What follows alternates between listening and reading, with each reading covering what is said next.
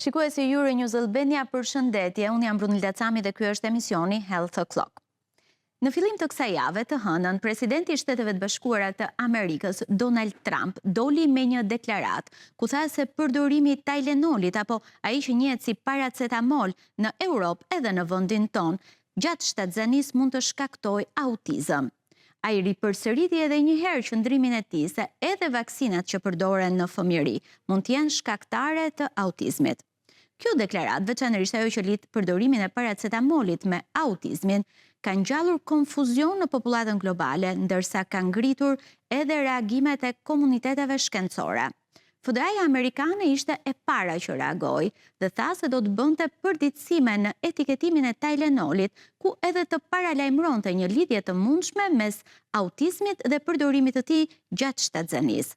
Ndërkohë EMA, Agjencia Europiane e Barnave, e kundërshtoi duke thënë se nuk ka prova shkencore për këtë gjë.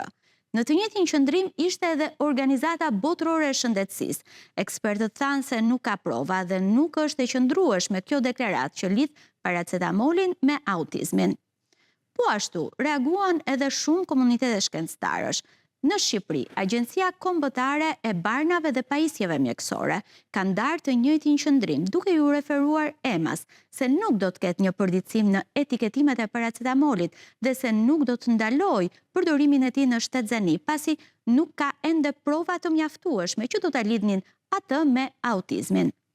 Kjo është një panoramë e përgjithshme asaj çfarë ka ndodhur në këtë ditë. Ndaj edhe ne në Health O'Clock kemi vendosur që t'i japim hapësirë kësaj teme dhe për t'i dhënë më shumë përgjigje pyetjes, a shkakton paracetamoli autizëm nëse përdoret gjatë shtatzanisë?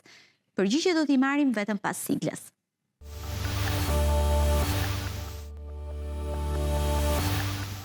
Ne Gjypsopa, mjek, obstetër, ginekolog i specializuar në këtë fusha, por edhe ekspert në çështjet e fertilitetit, do t'jetë tani me mua live direkt nga Copenhagen.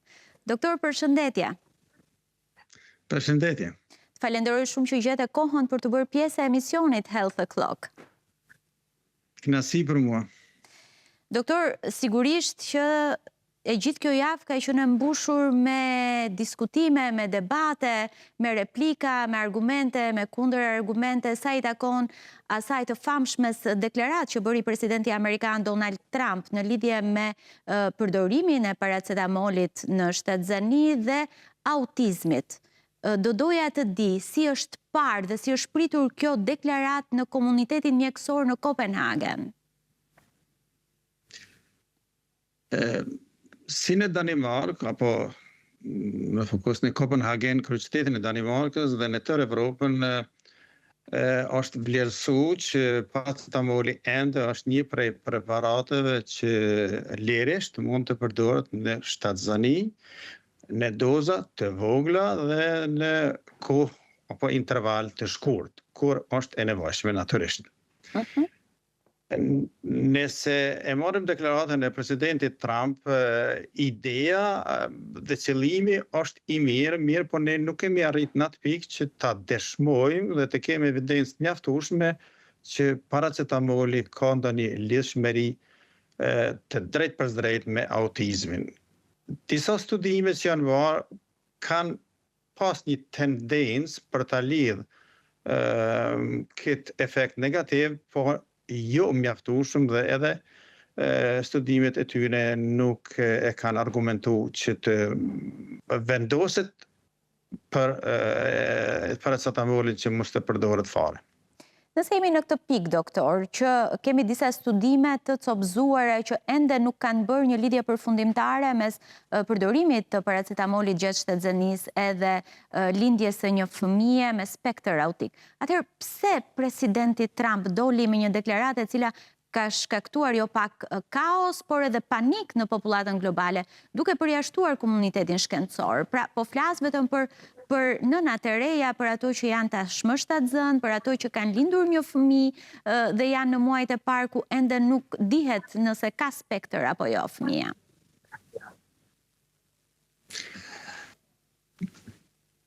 Është problematike me theksu saktësisht pse presidenti është shprehur në këtë formë, po unë vetëm mund ta plotësoj se dëshira apo ideja ka qenë pozitive dhe shpresoj që në këtë relacion do kem fondet mjaftueshme dhe me sasi të madhe që të mund të arrijmë dhe të gjejmë të vërtetën. A është një realitet i tillë apo është një supozim që mund të jetë edhe realitet nëse e verifikojmë.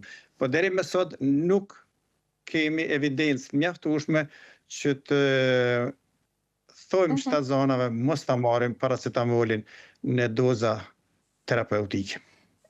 Në aspektin personal, doktor, tek ju, ka ngjallur kjo deklarate presidentit Trump një dyshim në përdorimin e paracetamolit apo rekomandimin e këtij preparati tek pacientët tuaja? Ne si pacientë natyrisht mund të brengosë dhe mund të ngrejnë pyetje se a është e drejtë apo s'është e drejtë apo është e rrezikshme që të përdoret paracetamoli. Mirë po në aspektin oficial, domethënë ne kemi një agjenci të banave që çdo herë e marrë në kontinuitet ndryshimet që mund të ndodhin ku një bare eventual jep ndonjë efekt anësor dhe reagojnë brenda një periudhe shumë të shkurtë. Në bazë të saj ne nuk kemi ndonjë frenim që mos ta përdorim paracetamolin, kurse pacientët që janë të dyshimta, ne ju tregojmë me fakte se deri me tani mund ta përdorin paracetamolin në masë terapeutike, po jo t'i largohen sa më shumë kohës së zgjatjes së marrjes paracetamolit dhe të jenë në doza të vogla. Gjatë kësaj jave, Është një fakt që është një fakt që paracetamoli merret në maksimum dozë 1 gram 4 herë në ditë brenda 24 orëve dhe mbi këtë dozë është shumë toksik për melsin. Bëhet fjalë vetëm për gratë shtatzëna kjo dozë apo për çdo person? Për çdo person që e merr mbi 4 gram në ditë, ka efekte shumë anësore në melsi dhe melsia është laboratori kryesor i organizmit dhe në raste fatale mund të përfundon me insuficiencë ku duhet vetëm transplantimi i melsis. Kështu që çdo ilaç vetëm këto janë efektet e dokumentuara deri më tani, pra efekti negativ në melsi. Doktor, gjatë kësaj jave, jam shumë kurioztare të di, a keni patur paciente që ju kanë pyetur nëse mund ta përdorin apo jo paracetamolin? Me të drejtën konkret vetëm një e kam pasur dhe ajo nuk ka qenë domethënë daneze, ka qenë domethënë jeton në Danimark po me priordhje nga jashtë dhe ma tepër për shkak të panikut që nuk ka pas një ritm mjaftueshme për paracetamolin, përndryshe popullata është shumë mirë e informuar me këto dhe nuk kanë dyshim në terapi, në përgjithësi. Natyrisht dikush është edhe i dyshim në këtë drejtim, po marrin informacion të mjaftueshëm. Në krye të herës, doktor, thatë që mbase kjo deklarate e presidentit Trump do të na çojë edhe në studime më të thelluara për të parë se mbase ka dhe një të vërtet tek ajo çfarë është referuar deri tani pra lidhjes mes paracetamolit në shtatzani dhe autizmit. Ndërsa do të presim se si do të ecë gjithë ky debat në nivel global i shkencëtarëve dhe studiuesve në të gjithë botën, ju si mjek, çfarë do të bëni? Ne patjetër se do të vazhdojmë të përdorim paracetamolin në doza terapeutike kur është domosdoshmërisht e nevojshme. Pasi deri më sot në grad shtazon çdo ilaç tjetër që ka efekt të zvogëlimit të dhimbjeve kanë shumë më shumë efekte anësore se sa paracetamoli. Kështu që derisa nuk kemi evidencë mjaftueshme dhe të drejtë për drejtë që ka efekt negativ, natyrisht se kjo është një prej preparateve të preferuar në shtatzani. Ne nuk dojmë fare të përdorim asnjë ilaç në shtatzani, po kur është e domosdoshme, paracetamoli është një prej atyre që jep shumë pak efekte anësore se fare. Mbetet e keqja e domosdoshme në këtë rast për paracetamolin, nëse s'kemi tjetër për të qetësuar dhimbjet dhe etet. Për fat të keq nuk kemi tjetër deri më tani. Që të jetë më i mirë se paracetamoli për të pas efekt të dhimbjet. Kemi barna tjera që kanë efekt shumë më të mirë për dhimbje, po jo të grasë shtatzona. Të grasë shtatzona specifik që duhet t'i largohemi çdo ilaçi, po paracetamoli tolerohet në një masë të caktuar kur ne e vlerësojmë se domosdoshmërisht duhet të ketë. Doktor, le të kalojmë pak tek autizmi. Duke qenë se ju jeni një mjek obstetër ginekolog dhe keni aq më tepër dhe ekspert i fertilitetit, pra keni ndihmuar çiftet edhe përtej ngjizjes natyrale që të sjellin në jetë foshnjë. Është vënë re që shifrat e autizmit janë rritur. Pse? A kemi faktor që i dim?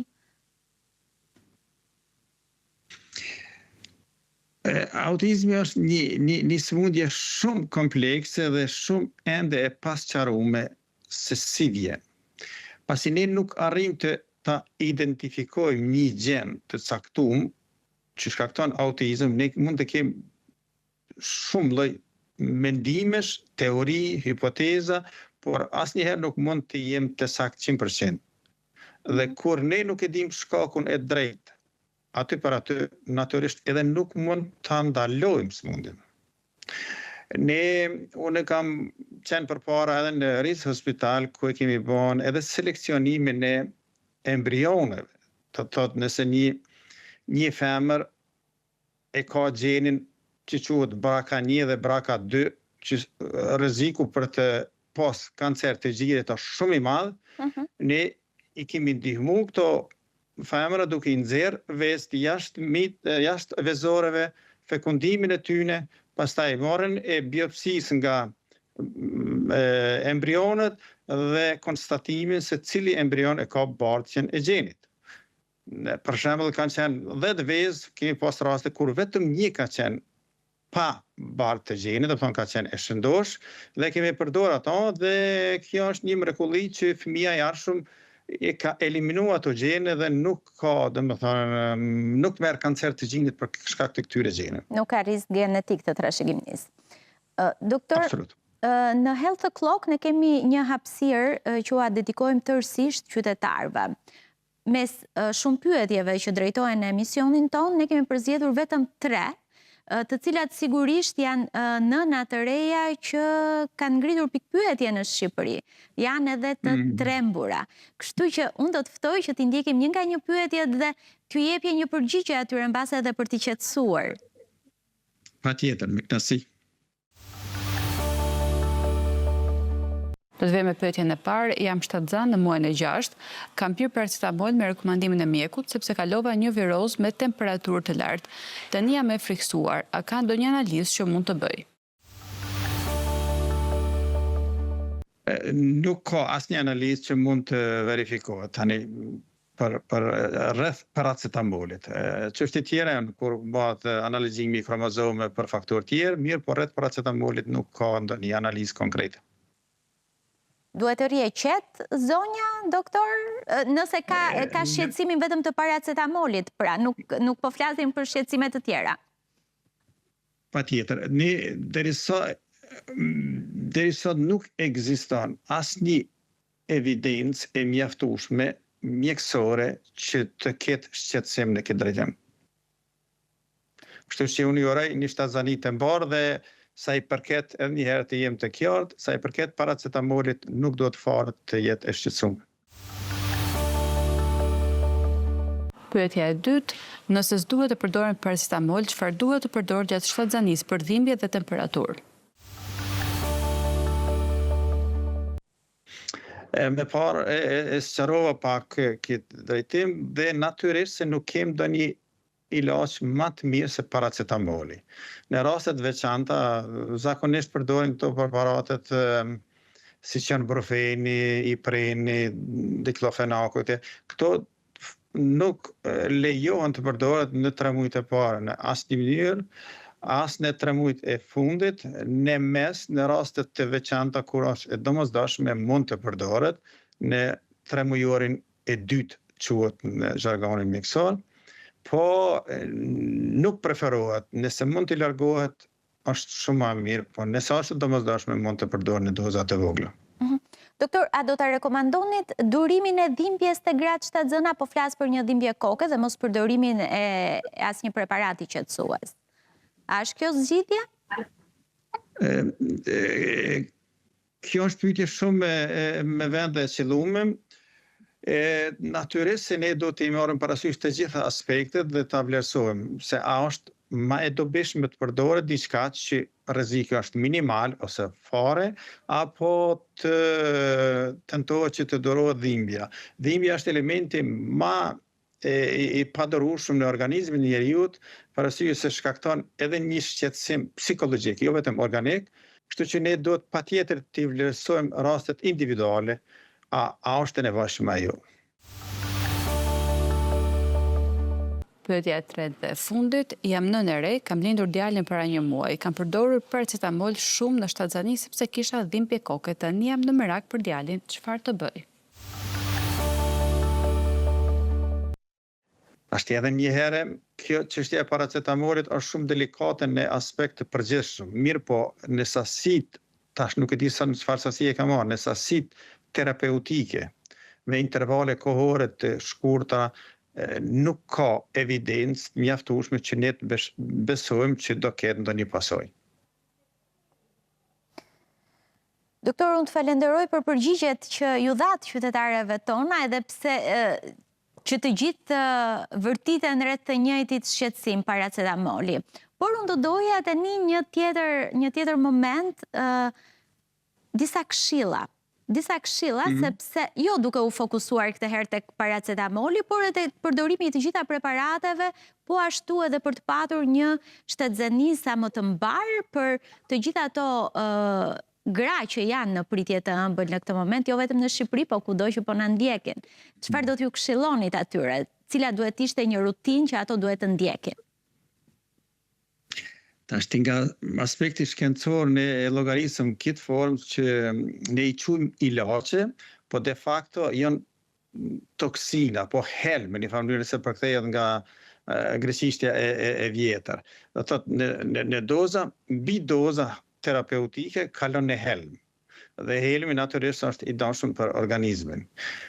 Do thotë asnjëherë në shtatzani nuk do të merr asnjë bari pa rekomandimin e mjekut, përkatës që ka një ritm mjaftueshme për rreth shtatzanisë dhe rreth domethënë dhimbjeve gjatë shtatzanisë. Do të duhet patjetër të jetë në nivel të specializimit që të ketë një ritm mjaftueshëm. Dhe përsa i takon këshilla të përgjithshme për gratë shtatzëna që të kalojnë një shtatzëni të mbar për te medikamenteve, cila do t'ishte? Medikamentet duhet t'i largohemi sa është e mundur, që t'i largohemi tyne është shumë më mirë. Natyrisht se edhe aktiviteti fizik në një formë të pranueshme, jo ekstreme, është çdo herë e mirë së ardhur gjatë shtatzanisë, që do të përmirëson edhe qarkullimin e gjakut, po edhe do të eliminon lodhjen, do të eliminon atë plagështinë edhe ka efekt shumë pozitiv në këtë drejtim.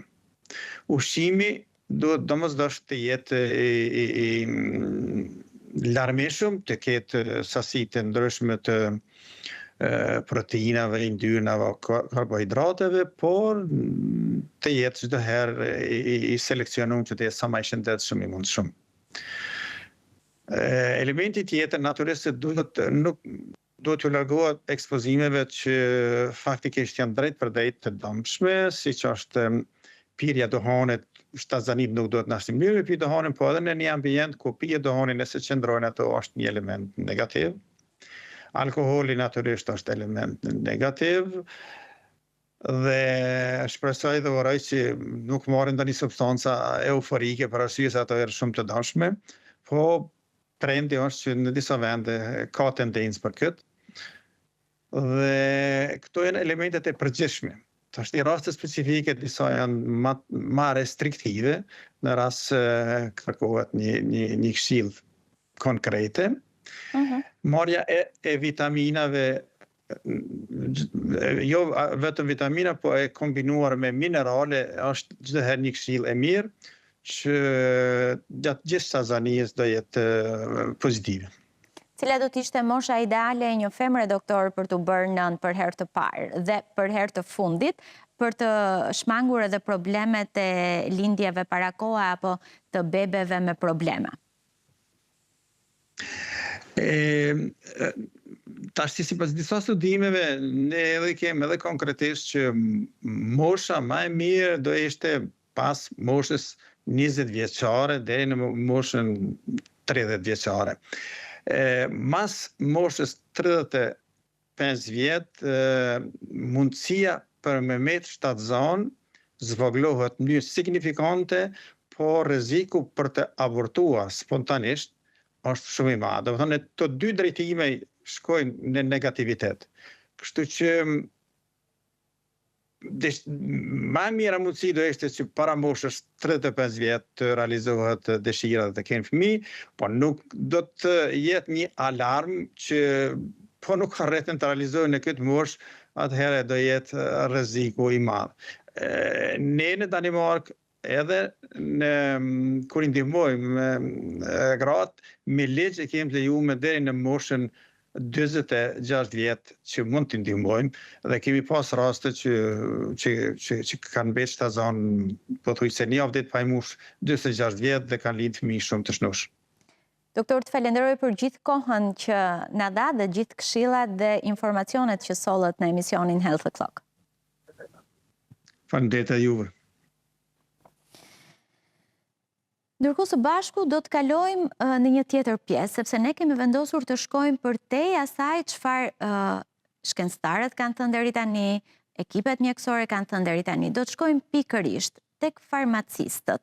Do të flasim me ish-presidenten e urdhrit të farmacistin, zonja Diana Toma, e cila do të na tregojë të gjithë historinë se çfarë ka ndodhur me paracetamolin që nga momenti që ajo është shpikur, përdorimin e tij, efektet e mundshme anësore, por edhe preparate të tjera, të cilat mbase sot janë larguar nga tregu farmaceutik, pikërisht si pasojë e rrezikshmërisë që ato kanë shfaqur në popullat. Le ta ndjekim.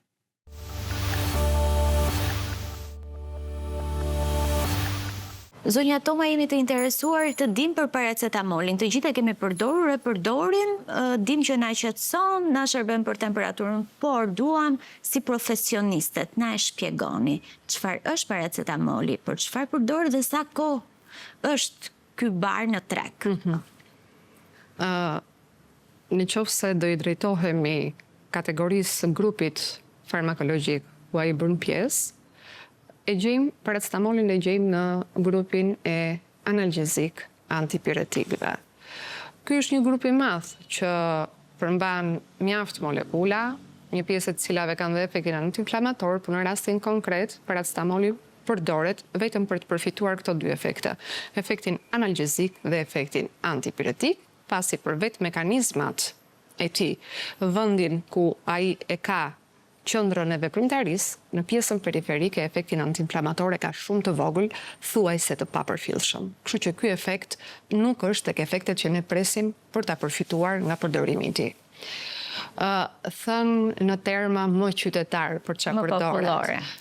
Ashtu siç rëndont, jemi mësuar ta përdorim dhe në shtëpitë tona, kemi temperaturë. I drejtohemi paracetamolit si produktit të parë, më të thjesht për konceptin qytetar, jo mjekësor në të përdorur, dhe më të lehtit, ky është koncepti, është më i lehti për të qetësuar dhimbjet të kokës menstruale, një dhimbje dhëmbi, një dhimbje muskuli, në një traumë, në një situatë post-operatore.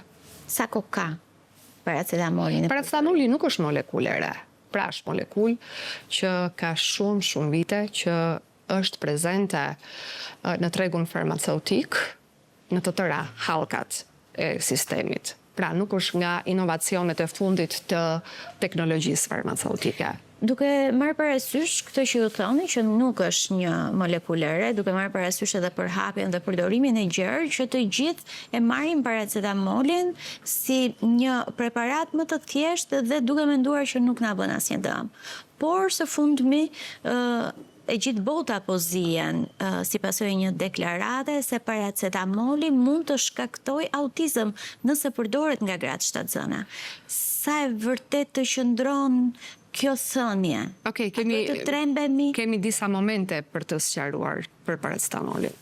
Duhet ta kemi të qartë që para se një princip aktiv, në rastin konkret është acetaminofeni, pastaj i gjejmë emrin paracetamol apo emra të tjerë nuk ka rëndësi, më i përdorshmi është emri paracetamol, por jo se është principi aktiv. Acetaminofeni është principi aktiv, pra molekula prej së cilës ne presim përgjigjen farmakologjike për pasojë efektin terapeutik. Është në grupin e barnave OTC, pra që jepet pa recetë mjekësore.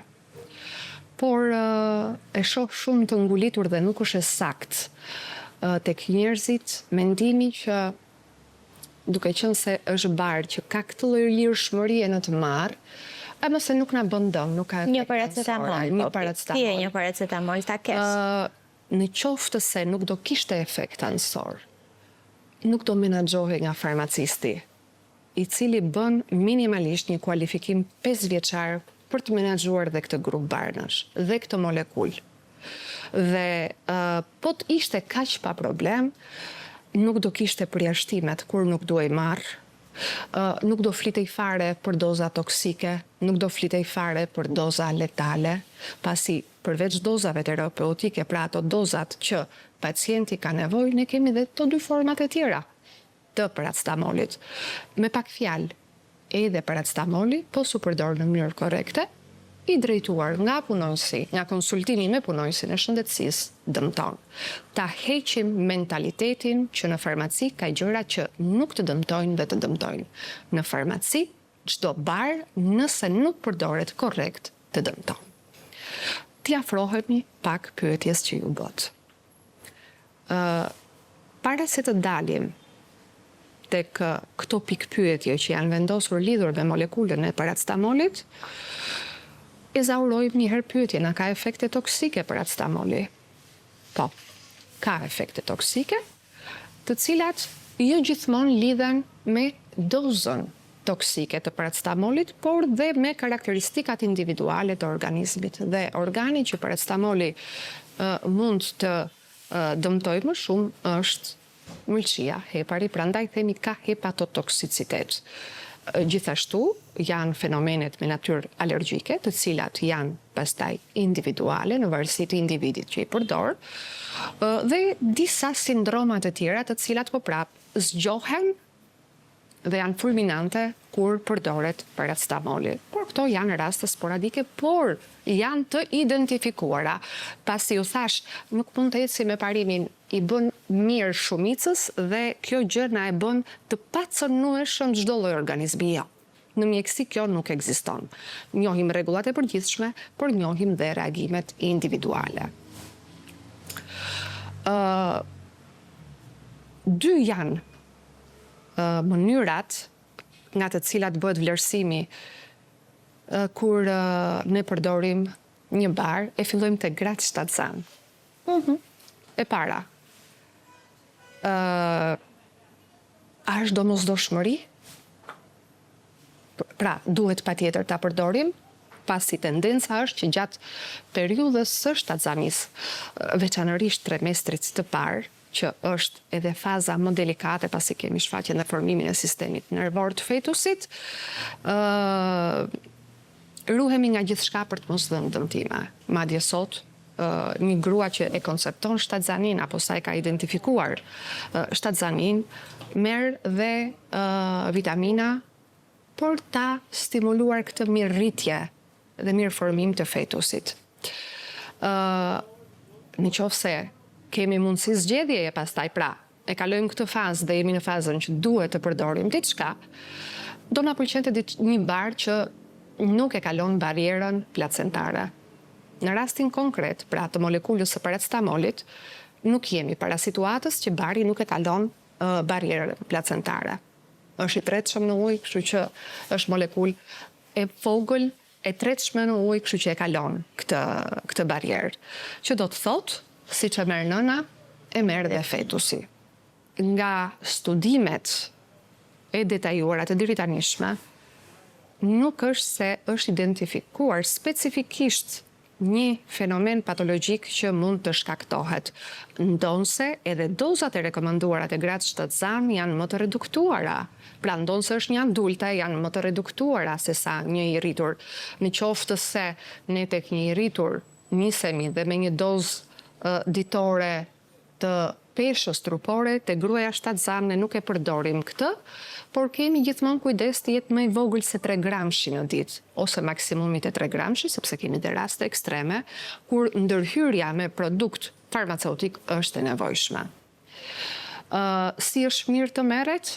Asnjëherë pa konsultimin e mjekut.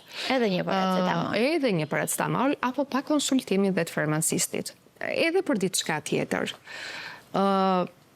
Duke ju rikthyer informacionet që ju dhash më parë, që ne kemi një grup barnash OTC, ku bën pjesë edhe paracetamoli dhe produkte të tjera.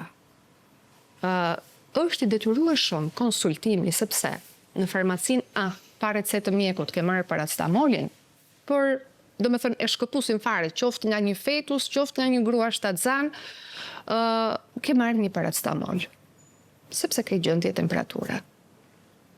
Në një farmaci B, të ka filluar dhe një koll me sekrecione dhe ti vetë merr një produkt tjetër, në acetilcisteinën për shembull, e cila prapë është produkt OTC. Me mendjen tënde dhe pa konsultimin me profesionistin, ti po trajton dhe një simptom dhe simptomin tjetër.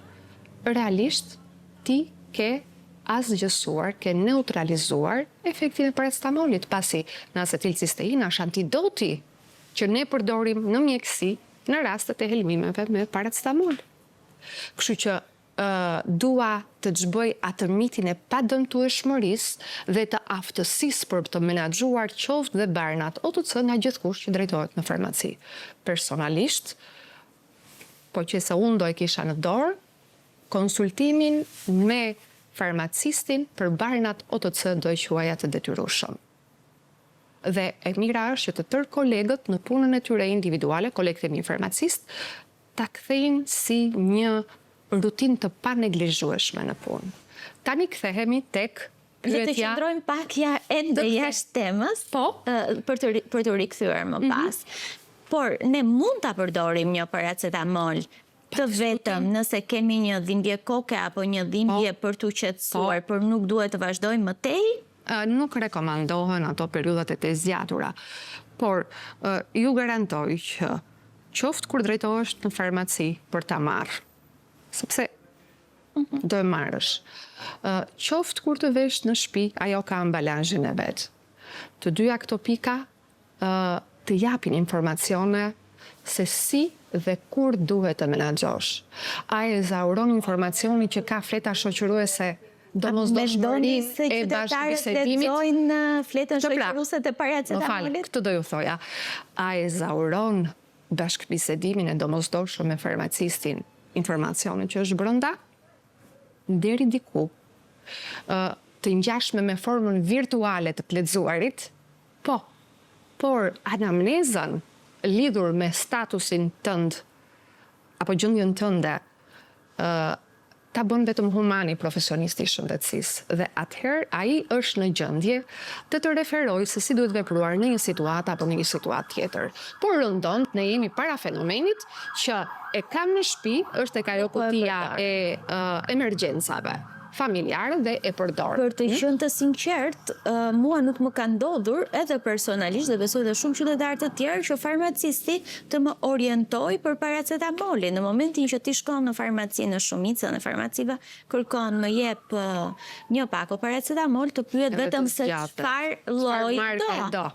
Deri këtu askush nuk të thot dhe nuk të paralajmëron që për çfarë do ta përdorësh, si do ta përdorësh apo përdor diçka tjetër. Pra këto detaje që ju sapo na i that.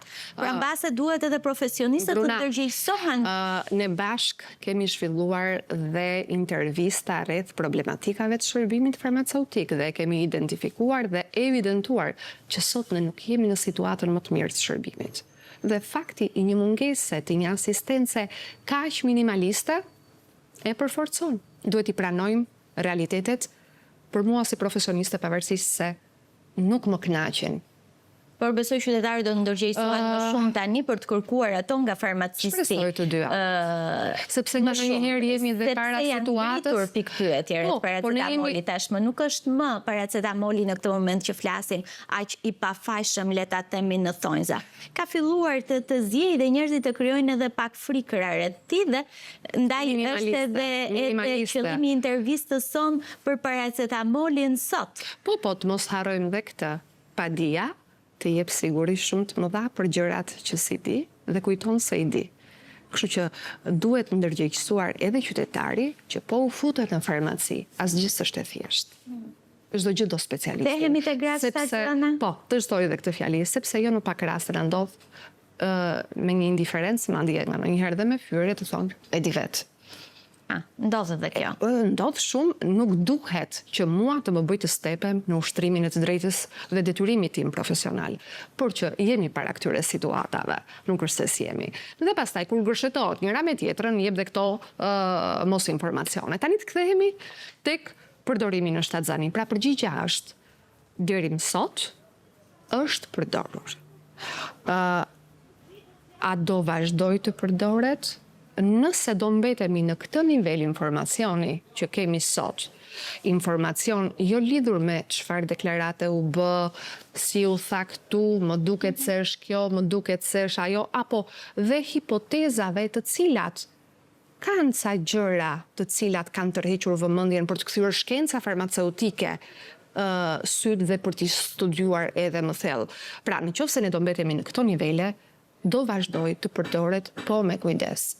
Dhe unë do them atë që thash dhe në fillim fare, për çdo gjë, veçanërisht në periudha të tilla të jetës fiziologjike, kur je në momentet e konceptimit dhe të sjelljes në jetë të një fëmije, duhet shtuar si kontrolli, si dhe kujdesi lidhur me ato çfarë merr. Pasi profesionistët e shëndetësisë e kanë parasysh që në situata të tilla, gjithmonë gjërat janë ose të minimizuara, ose të refuzuara për t'u përdorur. Pra, tham që bariera placentare kalohet, pra fëmia e merr kur është brenda në fazën intrauterine, por e merr dhe në fazën e laktacionit, pra kur ushqehet me gjë. Ajo që na tek popullata e ka friksuar është ky informacion që u mor që prit mund pra po tek si profesionist, le ta lëm popullatën dhe t'i japim zërin e ekspertit. T'i japim informacionin njëherë për popullatën dhe diskutojmë dhe pjesën e si pjesë e bluzës së bardhë, besoj se e qartësova mendimin tim kur thash se për sa kohë nuk kemi një përfundim të mbështetur në një analizë të saktë përfundimtare shtërruese, por jemi në ato indiciet hipotetike, ne do vazhdojmë të ndjekim protokollet e përcaktuara në të trajtuar. Gjithmonë duke bërë kujdes. Në rastin e indicieve të tilla, kujdesi bëhet edhe më i madh. Kujdesi bëhet edhe më i madh dhe mbikëqyrja nga ana e mjekut është dhe më e shtuar. Sepse është pikpyetja apo kanë filluar hulumtimet, paktën nga çfarë materialesh unë kam parë, nëse është përgjegjës drejt për drejt për probleme të autizmit si pasojë e mbase dëmtimeve apo problemeve neurologjike që shkakton tek fetusi, por s'është vetëm kjo. Është dhe dyshimi mbi problemet endokrinologjike që mund t'i japi po prapë te fetusi. Pra, jemi në disa pikpyetje. Dhe këto gjëra që janë vërejtur të paktën gjithmonë referuar materialeve që unë kam parë nga përpunimi i të dhënave statistikore. Pra, nuk është se është shpjeguar një mekanizëm i qartë si vepron, çfarë dëmton që na sjell këtë pasojë. Por përpunimet statistikore, kryqëzimet e të dhënave kanë nxjerrë me të kuqe që shiko, mund të jemi para këtyre situatave. Për paracetamolin plasim gjithmonë. Doja të di duke qenë se thatë për punime statistikore, është paracetamoli bari me i shitur? Në farmacin tuaj. Me i përdorur atëherë, jo me i shitur, jo, nuk është me i përdoruri. Atë më të përdorur ose më pak të përdorur e kemi në varësi të zonave gjeografike ku vendoset subjekti farmaceutik, grupeve të populatave që ka. Pasi nëse vemi tek mosha më të avancuara që fillojnë dhe probleme muskuloskeletore, përdoret si fillim i vetëm ose i kombinuar me produkte të tjera, por pastaj kalohet edhe në grupe të tjera. Por mendoj se nuk duhet të jetë sasia e përdorimit ajo që duhet të na tërheqë vëmendjen. Pse? Sepse shkenca mjekësore nuk do që ca ti mbaj me hatër dhe ca ti lërë në mëshirë të fatit. Në qoftë se është një molekull që dëmton, nuk nisemi fare nga numri i atyre që e përdorim. Nisemi nga çfarë dëmton dhe çfarë pasojash japin këto lloj dëmtimesh. Ne kemi raste në farmaceutik që molekulat të cilat pavarësisht se i kishin kaluar të tëra fazat studimore, kur janë vendosur në treg gjatë përdorimit, janë vërejtur problematika të shkaktuara dhe nëpërmjet farmakovigilencës janë mbledhur informacionet, janë kthyer edhe një herë industrisë farmaceutike dhe laboratorike të kësaj industrie për të studiuar dhe për të parë problematikën dhe janë tërhequr nga tregu dhe janë ndaluar dhe në përdorim. Këto histori nuk janë vetëm ndërkombëtare, po janë dhe nuk dihet ajo do jetë përgjigje e shkencës. Dhe këtu nuk bëhet fjalë për ta hequr nga qarkullimi. Tu bëhet fjalë për ta hequr nga përdorimi në një periudhë të caktuar që është Tanzania. Për momentin jemi në fazën e këshillimit të reduktimit të përdorimit për një periudhë shumë të shkurtër dhe me rekomandim. Pra, jo me mendjen tonë. A kemi një preparat tjetër nëse do tua hiqnim grave shtatzëna paracetamolin për rastet e temperaturës? Deri më sot ka qenë i parapëlqyeri, pikërisht për efektet anësore që kanë barnat. Po ju garantoj që shkenca farmaceutike zhvillohet çdo ditë dhe nëse tek paracetamoli evidentohen dhe saktësohen mekanizmat që do japin, po prapë kjo shkencë farmaceutike do jetë që do prodhoj një molekull të re. Si ka qenë kjo javë në farmacin tuaj, por edhe në rrethin më të gjerë? Keni patur pyetje rreth paracetamolit?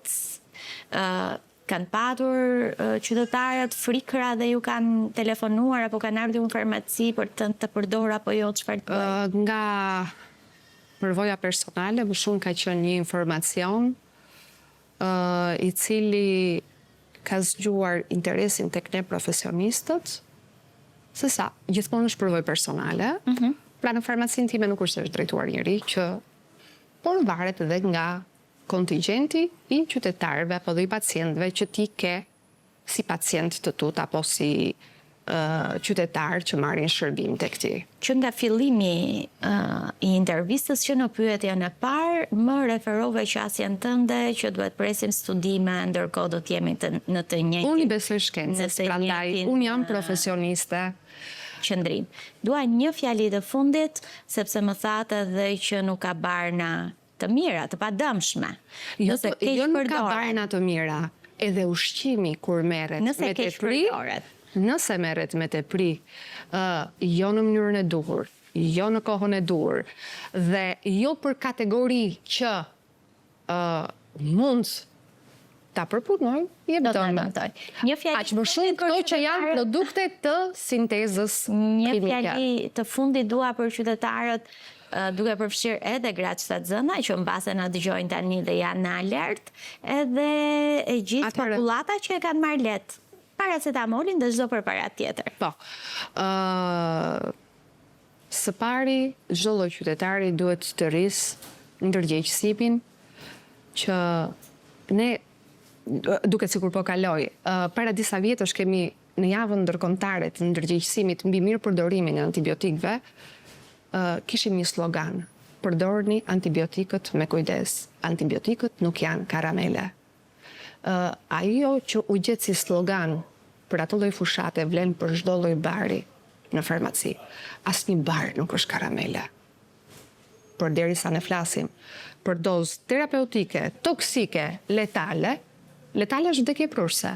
Tregon që nuk janë kaq ëngjëllor, janë shumë të mirë kur administrohen sakt për qëllimin që kemi, por na bëjnë dhe ato të pabërat kur menaxhimi nuk është i sakt.